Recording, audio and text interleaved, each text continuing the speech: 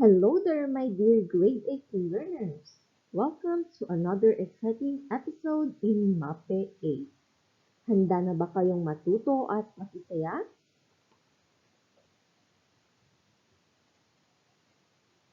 In this episode, you will learn about the nature and background of team sports. It is important for you to know about this topic to help you in your physical fitness activities. Basketball is the world's most well-liked team sport, wherein the target is to shoot a ball through a basket horizontally positioned to earn points while following of rules. How to play the game? A field goal scores 2 points for the shooting team if a player is touching or closer to the basket than the 3-point line, and 3 points if the player is behind the 3-point line. The team with the foremost points at the top of the sport game wins, but extra time could be also issued when the sport ends with a draw. And lastly, the ball is advanced on the court by bouncing it while dribbling or passing it to a teammate.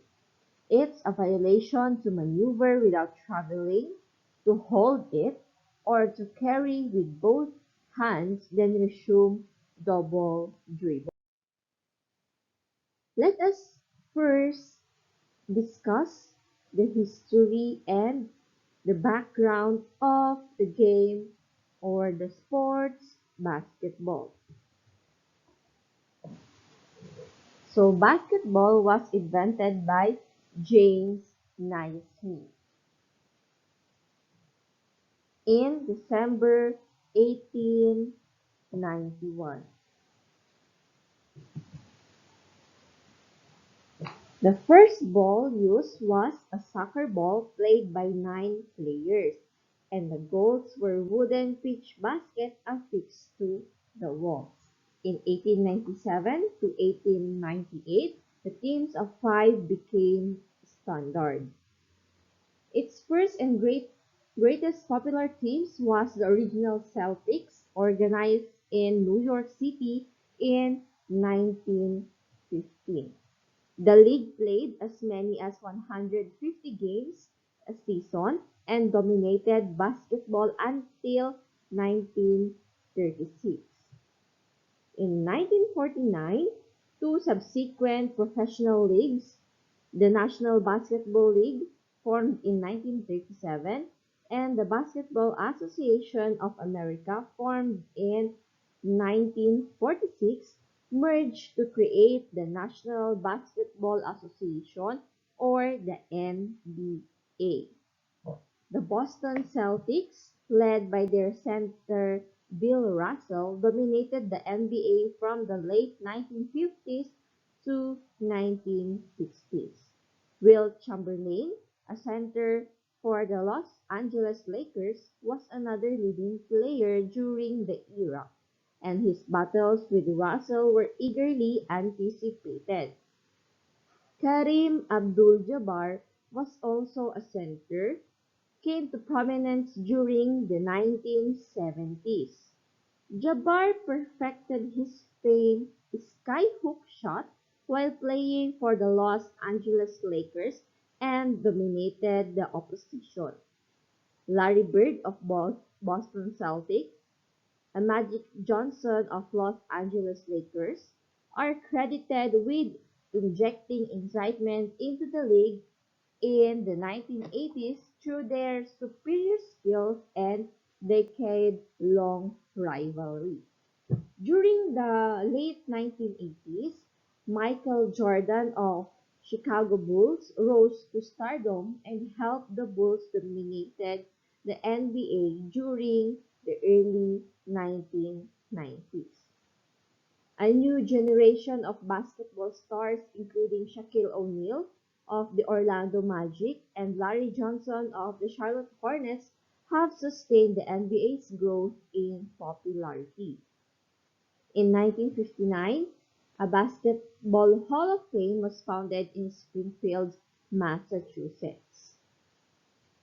Its rosters includes the name of great players, coaches, referees, and people who have contributed significantly to the development of the game.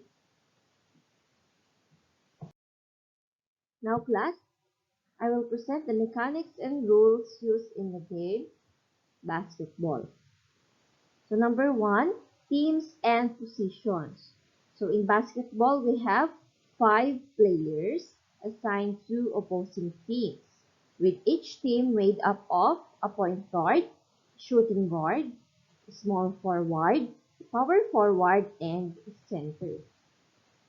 Regulation length and shot clock. In high school basketball, each quarter lasts for 8 minutes. If the score is tied at the end of the regulation, continuous overtime period is played until a winner can be determined. Overtime lasts for 4 minutes in high school basketball. Number 3, court dimension. Overall, the court is 94 feet long and 50 feet wide.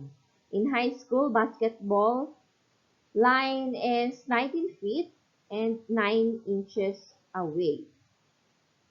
Then the free throw line is 15 feet away from the basket.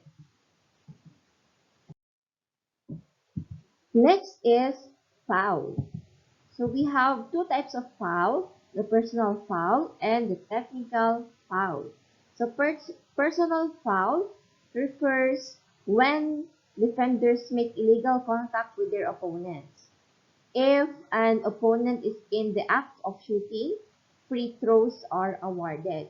And we also have the technical foul when the player behaves with unsportsmanlike conduct. Number 5 is scoring. Each basket made in front of the three-point line is awarded 2 points. Baskets from behind this line are awarded 3 points. You can also receive 1 point for each made free throw, taken without interference from the free throw lines. If you are fouled in the act of shooting beyond the three-point line, you will receive 3 free throws. If you make the basket while being fouled simultaneously, the basket will count and you will receive 1 free throw.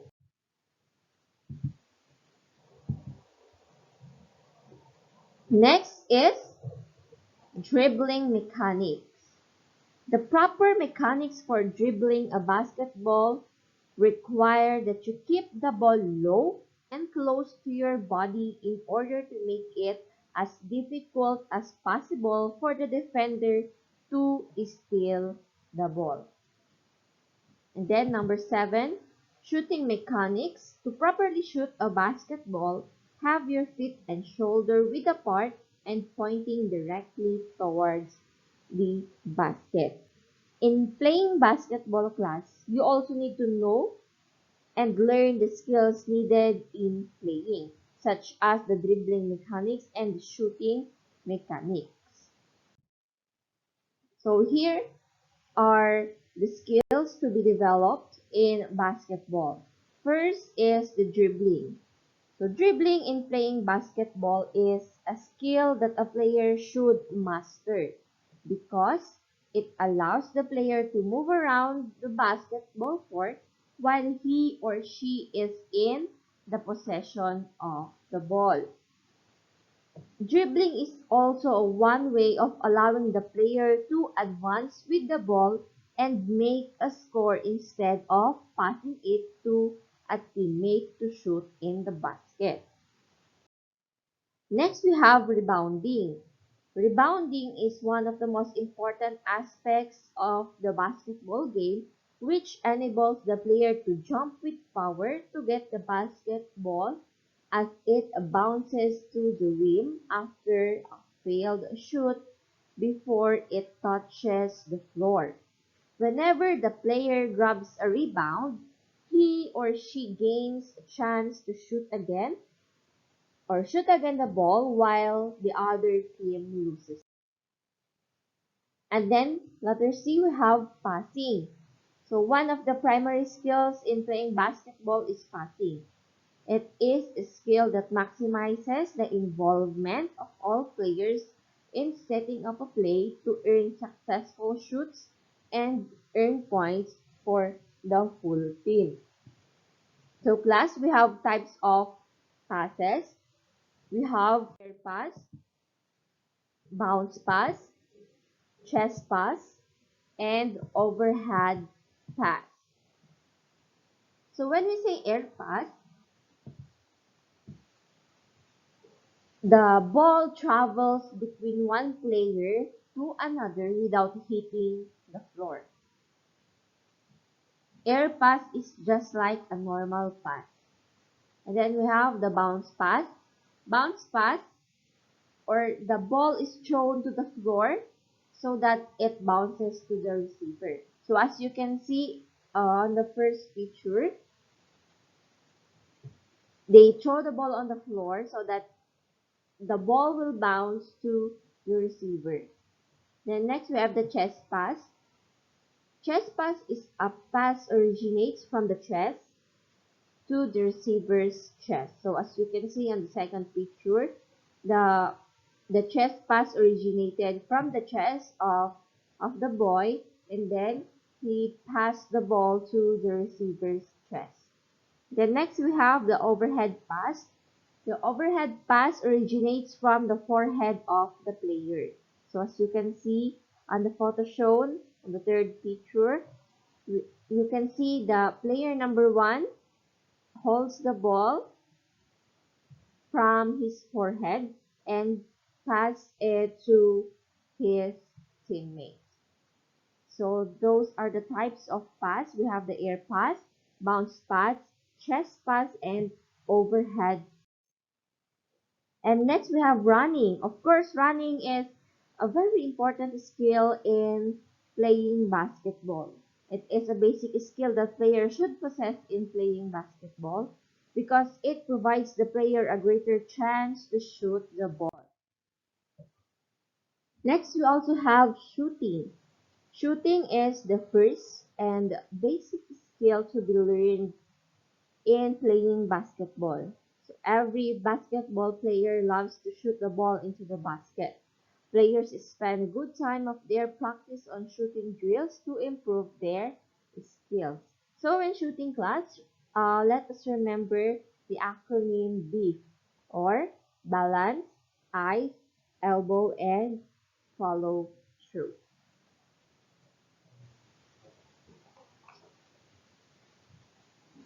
So that's it for our episode for today, class. So you need to answer page 9 on your module number 4. And what's more, you need to execute the skills in basketball. Put a check mark to the column that corresponds to your answer. Okay, so I hope that you learned a lot today, and I hope that you can finish all your modules on time.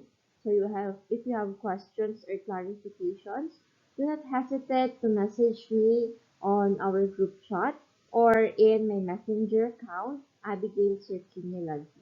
Thank you for listening.